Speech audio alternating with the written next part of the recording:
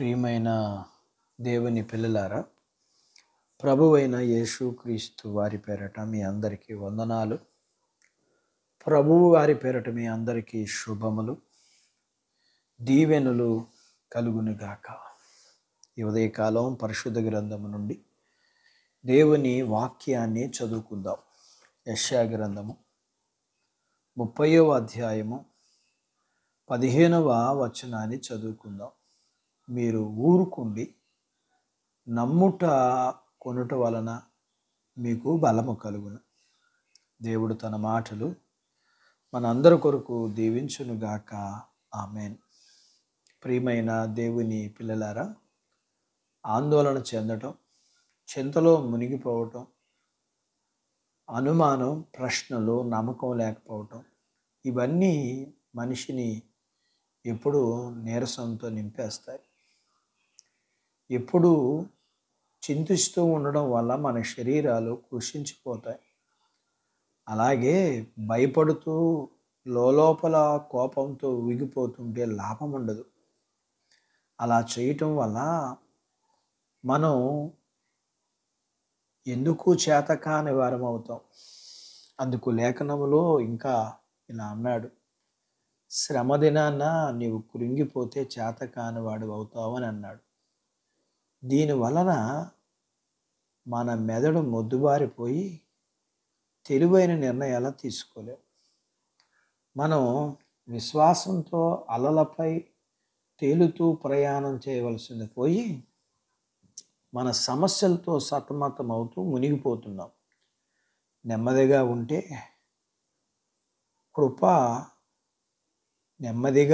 కృప ఉంటే ఎంత బాగుండు. ఎందుకు ఇంటింటికి తిరుగుతూ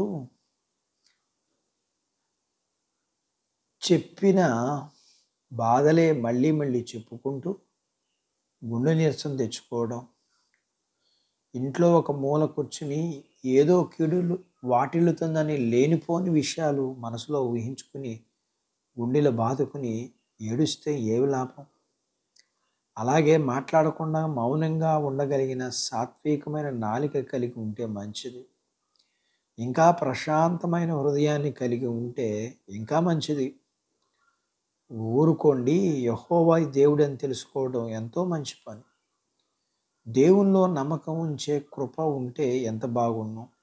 ఇశ్రాయేలు పరిశుద్ధ దేవుడు తన వారిని కాపాడి విమోచిస్తాడు. ఆయన గంభీరంగా ప్రకటించిన వాగ్దానాన్ని నెరవేర్చకుండా వెనక్కి వెళ్ళడు. పర్వతాలు తొలగిపోయినా, మెట్టలు తత్తరిల్లినా దేవుని మాటలో ప్రతి ఒక్కటి స్థిరంగా నిలిచి ఉంటుందని మనం నిశ్చయంగా తెలుసుకోవాలి. ఎవరికీ చెప్పుకోలేని విషయాలు మనం ఆయనతో చెప్పుకోవచ్చు. కాబట్టి ఆయనలో మన నమ్మకాన్ని చూపించి అలాగే ప్రశాంతంగా ఉండి ఏమీ మాట్లాడకుండా ఉంటే పరలోక సింహాసనం ఎదుట దేవదూతలు అంత సంతోషంగా మనము ఉండగలం. అట్టి భాగ్యత దేవుడు మనకు దయచేయునుగాక. ఆమేన్. దేవుడు తన మాటలు మన కొరకు దీవించునుగాక. ఆమేన్. ప్రార్థించుకుందాం. నాతో పాటు ఏకీభవించండి. మమ్మల్ని మిక్కిలిగా ప్రేమించిన మా ప్రియ పరలోకపు తండ్రి, మీ పరిశుద్ధ నామమును బట్టి మీకు వందనాలు చెల్లిస్తూ, మేము నమ్మకం లేని జీవితాన్ని విడిచిపెట్టి మీ యందు నమ్మకాన్ని కలిగి మీరిచ్చే భూలోకపు పరలోక సంబంధమైన దీవులకు పాత్రులవుటకు మీ పిల్లలకు మీరు సహాయం చేయండి. మీ పిల్లలను కలిగినంతటిని దీవించండి. చిన్న బిడ్డలను, యవనస్తులను, వృద్ధులను, స్త్రీ పురుషులను దీవించండి. వారి చదువులు, ఆరోగ్యాలు, ఉద్యోగాలు, పొలాలు, పశువులను దీవించండి. వివాహాలు కాని వారికి అవ్వటానికి, గర్భం లేని వారికి మీరిచ్చి, గర్భం కలిగిన వారికి సుఖమైన ప్రసూతి ఇమ్మని, ప్రసూతైన వారికి ఆరోగ్యం ఇమ్మని, మీ పిల్లలను కలిగినంతటినీ మీరు దీవించి ఆశీర్వదించమని, మీ పిల్లల ప్రతి అవసరతలు మీ మహిమైశ్వర్యంలో తీర్చి మీకు మహిమా బిడలకు దీవెనిమ్మని యేసు ప్రభు వారి పేరట స్తుతించి ప్రార్థించి అడిగినవన్నీ పొందుకుని ఉన్నాము తండ్రి. ఆమెన్. దేవుడు మిమ్మను దీవించునుగాక. ఆమేన్.